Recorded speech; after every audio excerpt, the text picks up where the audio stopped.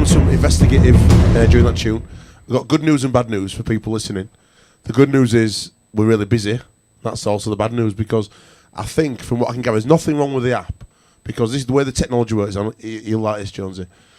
Basically, we stream over. He's a geek. He's awesome. Tansey's looking really interested already. We're streaming over the internet, so we have a limited amount of bandwidth we have bought, and apparently I always thought that'll be fine, but every other show's fine with it. We only have issues with this show, and it seems, according to the app developer, there's nothing wrong with the app. It's simply there's too many people trying to listen to our stream. Good news. Definitely because of the guests we got in. I was thinking that, and I think. So I think we have promoted it pretty hard this week. Do you like your twins poster, lads? Yeah.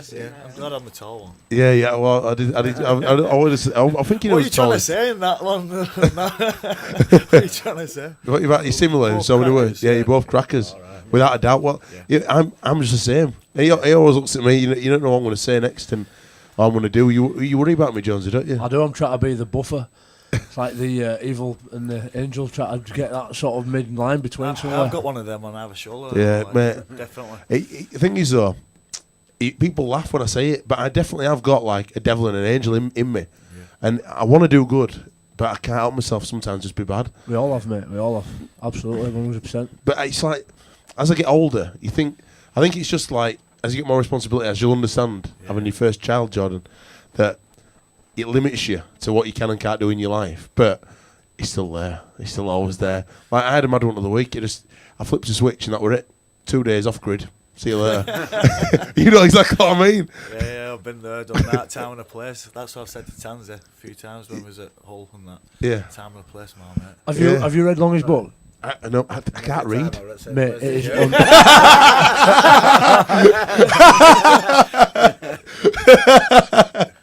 that was the time. How was life at Hull together, you two?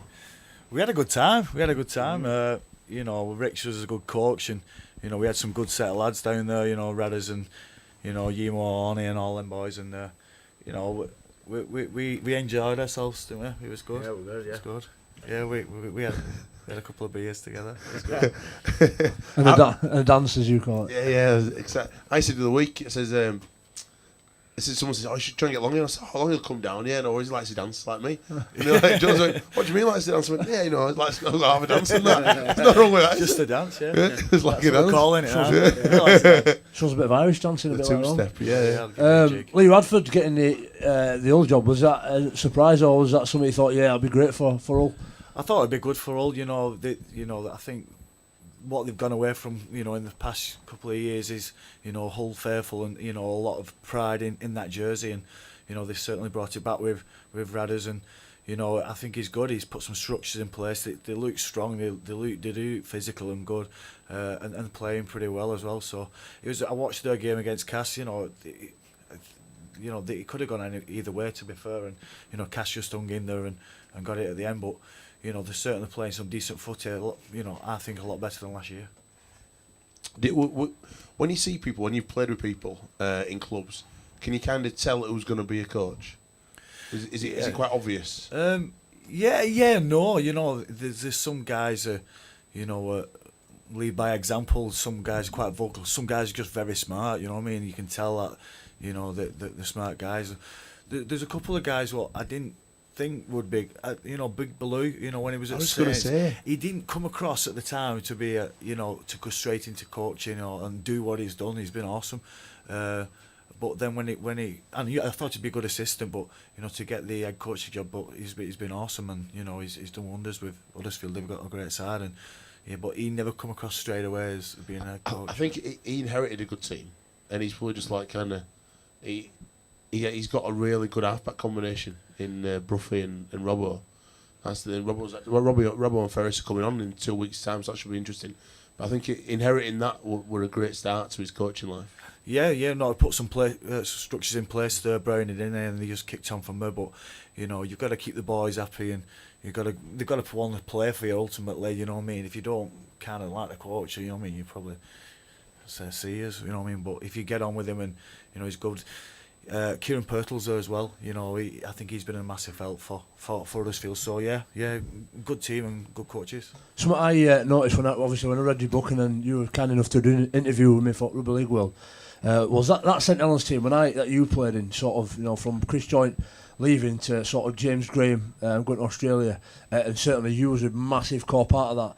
When I retire, finish playing rugby, I without doubt that St Helens team will be consistently the best team that I ever played against. When you went to Knowsley Road, it was horrible, and even when you went there in good form, feeling fit and strong, you can be under them posts after 10 minutes, 24-0 down, singing hallelujah, like, thinking, not again, this is disgusting. And you had a lot of coaches over that time, and each of them added a little bit.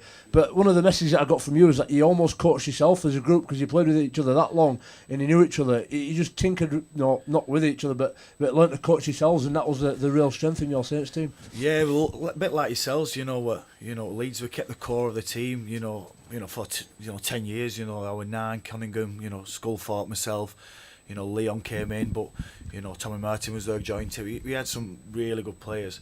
And we have some different coaches along the way. Sean McRae, Ellery Hanley. Ian Millward was good for me, as a halfback. He taught me a lot of, worked on my game individually. And then Daniel Anderson just came in and managed the team, worked on our defence quite a lot. But what he did, he put like little bits of structure in place, and then just said, go on play your game. So we used to call it freedom to play within structure, and we was the freedom basically. We just kind of did what we wanted, and most of the time it come off, and you had to change your game each week against different players and different teams obviously, but and change it year by year, so you keep adapting to Super League. And yeah, we was lucky, we had a very good team, but we kept the core of it the same. Are you missing playing? Oh yeah, massively. Yeah. Because you still look pretty fit. You don't feel like you could still go do a job? I just think if I went back playing, it would spoil all the good that I've done, because I wouldn't be as good as I would. I thought, I used to be, and everyone says, "Oh, I still think they can do it," but really you can't, can you? You're too old. I'm 37 now, so I think it's time. I think it's a good time for me, but. We were short of a fullback last week, and I jumped out back up third pair and give it these ones. But yeah, no, I still think I can do it. My kicking's alright still. Yeah, but that's about it. Jordan, you're going to do some more game reviews. Absolutely. Start out with Cass. We'll talk up to Tansey about the Cass game. So you're getting banned. Yeah, apparently. Yeah, I saw it on Twitter. Call today.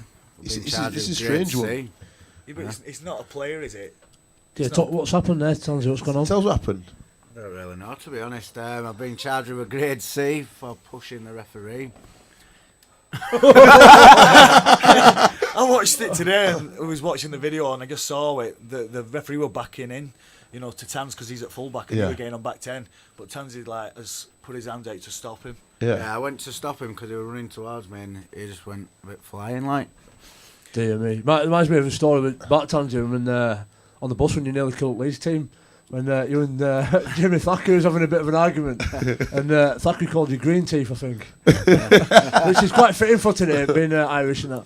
And then you retaliated by just giving him a whack and sent him on to driver swerving across the motorway, and put all lives at Lee's team at risk. Can't remember that one. I can't remember. Never happened. If you can't remember, it never happened. That's in the past. Stop bringing up that. I'm a new man. Castle, thanks mate. Cheers. You've blown all my thunder away anyway, I've got nothing else to say. Go on. 1916, really close game. Obviously, Shenton Sned. Is it Sned? Sneedy. Mariano, goals, Sneedy, ×3, and a drop goal as well. And the Cass fans must be absolutely buzzing. Are they buzzing at the minute? You said you had 10,000 there? Yeah, I think there were 10,000+ there, yeah. That were awesome. Yeah, great atmosphere, like the last week against Wigan, but no, the full place is buzzing, like obviously winning 5 out of 5, but yeah, everyone's bouncing around the place. Talanoa, how did you pronounce it? Talanoa. Ellis Colburn tries 2 goals from Crooks. All obviously classic Cass flying high again. Just written down, it talks about you defending for 5 minutes. It was 5 minutes before you got your hands on the ball. Yeah, and that's one of them times I think as a team, when you get through that 5 minutes defending, especially at the start of a game, and then you come up with ball, it lifts you spiritually almost, and you think, yeah, we're really knit here and we're a good side. Yeah, that's what I think we've proved on loads this year. As defence has been awesome. Daryl's been working hard with it. But yeah, it's coming off. We defended quite a bit this week. To be honest, it was probably his worst performance out of the 5 games. Yeah, we've played good all the other games, but yeah, we weren't quite there against Hull. But games like that, when you're not at your best performance and you still manage to get a win, sign of a good team. So we took that on board. Yeah, Absolutely, that was something else I picked up on. Darryl Powell saying it's probably the worst one. Is that how high the standards are at the minute, Cass? Yeah, because obviously his first 4 games we pretty got all results we wanted, and as performance-wise, everyone were hitting the levels they needed, and as levels were down each player this week, and it showed on pitch. And I thought if we'd have played like we had the other games, it'd have been a different game, but it was close, and it could have gone either way. All were winning till the last 5 minutes, but we managed to get a late try, and yeah, paid off. How good does it feel? So I was like, I've never played professional rugby. When you win a close game like that, how good does it feel? Yeah, it's awesome, and a win's a win. But yeah, when you like Wigan last week, that wouldn't last 15 seconds, so that would even better. But no, yeah, it's real good. I once pulled 2 German birds in. No. I'm going to tell you a story. This is something I kind of related to. I DJ in Ibiza, plastic. You know plastic. You've been plastic. You're in plastic. Can't remember. Good. Right. So, and there were these 2. I was DJing there, and this girl. She was honestly 10 out of 10, like 11 out of 10, and just dancing away. Oh, she was. Hey, I can't get that Tinder because I'm not on iOS 7. I'm still old school. I'm still on iOS 6. It'll update it. Get with the program. I'll get this Tinder app going on. So anyway, she was like a 10 out of 10, maybe 11, and she comes up asking for a tune, German, hardly spoken English. I'm like, wow, how hot is she to the lads at bar? I said, oh, do you want to come to? I'm off for dinner with Tiny Temper. We're going for food with Scott Page and Tiny Temper. I know, namedrop.com, but it was true. And she says, well, why don't we just go back to yours? I went, ooh, and me and you and her. I'm like, for a dance? For a dance, yeah. And I'm like, and that to me were like, Tiny Temper or, the Germans. Have you seen me dancing? Yeah, really dancing. I went for a dance. Nice one. And that were a look at Jonesy. So that's a late win. That's a late win. That were a late win. Right. Yeah. I can imagine it feels that good. What does that? I don't know what you're showing me. What, pulling a German bird? I was going to try it last minute. Yeah. Went a bit off context, wasn't it? Yeah. It's on par with that. What's that got to do with late win? It were a late win, it was. Yeah. Yeah. Morning. No, it were less than that earlier. In contrast to all I see we played, Lee Radford's been going on about the fact that all have been really close, but they can't get them late wins. And obviously, the players at Leeds have been really fortunate to have been around players like Kevin Sinfield, Jamie Peacock, them experienced lads who know how to grind out a game and make it matter in them dying minutes. It seems at the minute you did it against Wigan, you've done it against Hull this week. Not only are you a cohesive team, but you seem to have that emotional intelligence while you're playing to be able to know what to do to win the games and kill them off. Yeah, obviously we've got Finney, haven't we? Longy, we were talking about him earlier, but yeah, he's really smart about the game and he directs us a lot round pitch. And obviously he knows when it's good to play, when it's good to just hold the ball and stuff like that. So he manages us round pitch pretty well and knows when to do it at the right time. Longy, you coach Finney at Featherstone. Why do you think no one's ever took a punt on him? Everyone just said that he's not fast enough, but it all depends how you play halfback. As I got older, I started to lose a bit of pace and that, but I kind of played on the ball a little bit more and tried to preserve the space for my teammates. Leon Price and players like that at the back. So that's what I got. I got Finney playing on the ball. He's a smart lad. He's got a really good kicking game, and like I say, he's like your general on the field. Everyone kind of needs one of those, and I knew that he was a quality player. He proved it when he played for Ireland. But yeah, I thought that's probably the best signing of the season for in Super League. To be fair, it's a massive coup, and he's performing well, and everything's going good at the moment. He's playing behind a winning pack, and he's going really well. I do like him as a player. He's a nice bloke as well. A lot of gems in that division below. I mean, thinking of Chris Hill and Finn as well. I was very impressed when I've only seen him play against OKR, but I'll be honest with you, I'm thinking, who's he? I don't know where he's come from. And I thought he was an Aussie. I thought he was that good and looked really clever. I thought he'd looked really experienced and brilliant. Do you think there's a lot of talent out there that are misperceived, as you put it there, because you think they're not quick enough, or we've got these paradigms about what a rugby league player should look like? Yeah, definitely. There's a lot of lads, lately making that step up from the championship or, the division below. You only have to look at lads. We've got Greg Johnson and Walton. Jay Walton, both good players. Walmsley went from Batley to St Helens, and there's not that much of a bridge, and everyone's kind of looking now because of the salary cap and stuff like that, and the amount of Aussies what were coming over, and they're not coming over anymore because there's no dollar.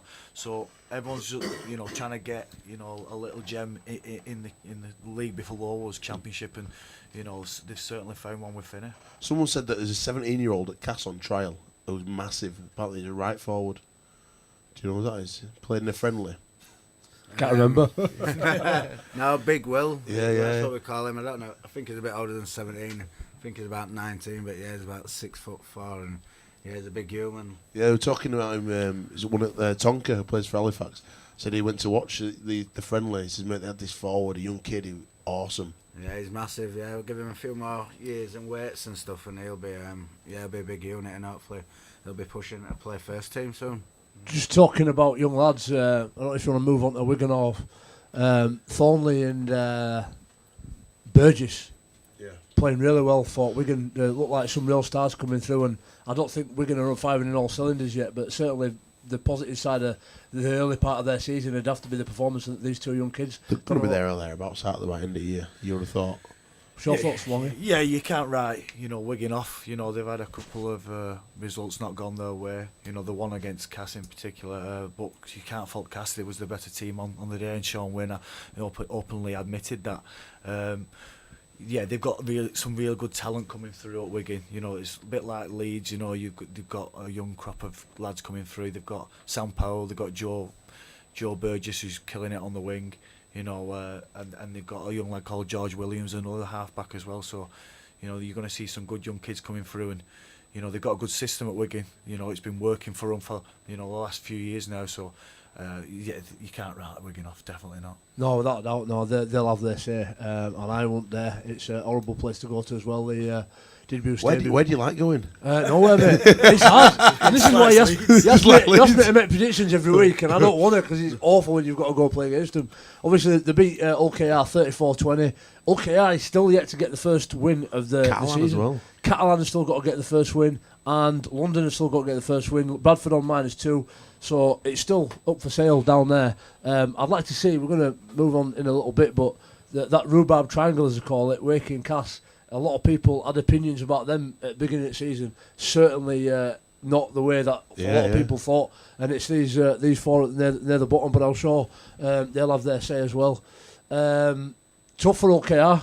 Got a great new spot there. We played our first game down at OKR. It's a brilliant ground, I think. And they had the record turnout for the first game, but just struggling. I don't know what anybody thinks might be the problem there. I don't think they're that far off, to be fair. I've watched them. They played against some quality opposition. They played Leeds. They had a right go at Leeds against Leeds. They played Wigan. Got beat, and they played Cass when Cass are on form. You know what I mean? So they're not that far off, to be fair. I think once you get a win under the belt, pressure's off, and then you, like I said, confidence is a massive thing. What's happening at Cass at the moment? They're playing with a lot of confidence, and like I said, they just need to, get the win, and then they can relax. Just talking about confidence there, Sam Tompkins, ex-Wigan player, got his first try this week. A lot of the mate, I think he's fantastic, and I know my brother-in-law's an Aussie and he's very pro-Aussie, so I don't like to see English people go over there and do well. I don't think. I've no doubt in my mind Sam he'll rip it up. He's got his first try this week. There's not been too positive about him yet, but I don't know what you guys think of the sort of early exchanges. I think he'll, as time goes on, he's not playing at the minute in a team that's playing very well, which obviously impairs on that as well. But certainly going to be a force, I reckon, personally. Is Locke still injured? So he's a massive player for them, isn't he? Kevin Locke. They're moving him into halves this year because Sam's coming. And I know he's not been playing, so that's going to be a big loss to them. I always thought it was a strange signing for Warriors. You know, the amount of quality they have got, you know, with Johnson and Locke and other players. You know, you wouldn't doubt that he was going to get in the team, and you wouldn't say, you know, that he was going to have a poor year or anything like that. But I just thought, you know, he would have gone to another club, you know what I mean, without, you know, the competition he has to face. I suppose it's a good thing in a way. You have 3 players of that quality in one team. You know, you'd think, you know, that I suppose they must be eating up cap, them 3. Must have been a few quid, those 3. Everyone else on no hot buttons. Yeah. But they've got the team, definitely the creativity in that team. But a lot of people have said to me when I went to Australia to doing interviews, talking to people about the Warriors and Sam Tompkins. Everyone asked, "Oh, do you know Sam Tompkins? Is he going to be any good?" I think he'll do all right, yeah. But they said, "Well, Warriors will never win because they've got to travel so much, you know, to games." Yeah. Obviously, it must have a, you know, I think it's 4-hour flight, something like that. It's not a good flight if I can remember rightly. It was a bit rough, but never mind. So yeah, it must play a big part, you know, to do all that travelling. I remember once they got to the grand final. I think Stacey Jones played in against the Roosters, so they can get there. But there is so much quality in Australia at the moment, and there's some quality sides. Yeah, some great Look at all the fullbacks in Australia. Do you know what I mean? You know, I can't remember them not really. They're definitely class, aren't they? I seen that Jared Hayne over there. Oh my, he's class him. Absolutely quality. He's good, but part of that got a bit of an hiding, didn't he? Off Roosters 54-6. Real surprised. Minicello, first hat trick of his career. Yeah, I was surprised at that. He must have played some games. Been playing a lot of years. 270 something games now. And that's a lot in NRL. Yeah, how many games did you play long in end? I only played about 320, 330, something like that. Right. I can't remember. No, I can remember the games. I just can't remember looking what how many I'd done. Right, let's get through these games. Saints versus Leeds Widnes. Leeds Widnes, yeah. No, we haven't done Leeds Widnes. Obviously, the score looked quite flattering on our end, but I was just saying to Jordan before we came on air that at half time we're sort of looking around thinking, you know what, we'll have to book our ideas up here and start getting to end of some sets and being a little bit smarter in where we play these, because they're a good side, really good side. They started like cast, you know, real good form, got some big wins. Obviously the beat Salford, and they've been brilliant at their own place, but I think we come out second half. Off the kick-off, it was really windy. It was one of them swirling ones. Fortunately enough, it managed to bounce back into my hands about 10 metres away from their try line. We scored on that set, and I think it was one of them real relievers. A disappointment for them, and floodgates seemed to open a little bit. But respect to Widnes, absolutely fantastic side at the minute, and I think they're going to do well over the course of the season. So yeah, tough game. Good to be back. I'll just read try scorers out really quick. Jones Bishop ×2, Watkins, Bailey, Sinfield, Burrow, and yours truly, Jones Buchanan. Ambry with it's like catching your first fish when you go fishing. You think, oh, I'm doing it wrong, and when fish comes in, you think, yes, I'm buzzing here. I've got my confidence back. Ambry got a bit like your German metaphor. That. Yeah.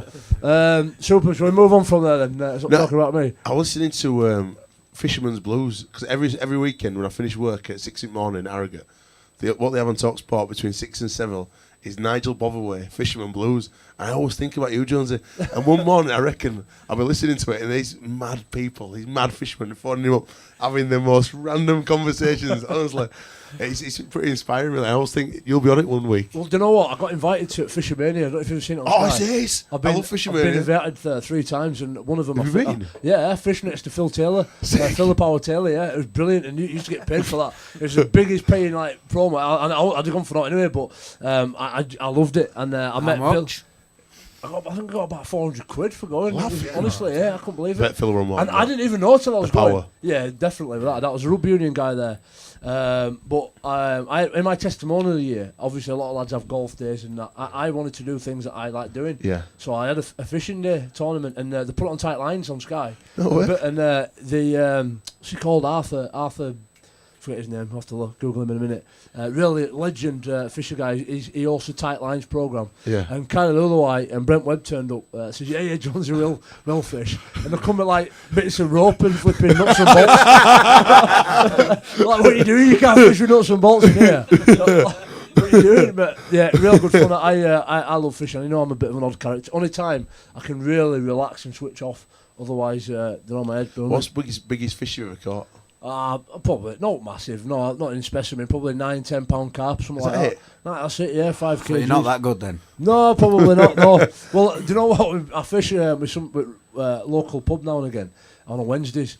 And one of the guys there calls them sickle and lazy because they're all retired fellas and that.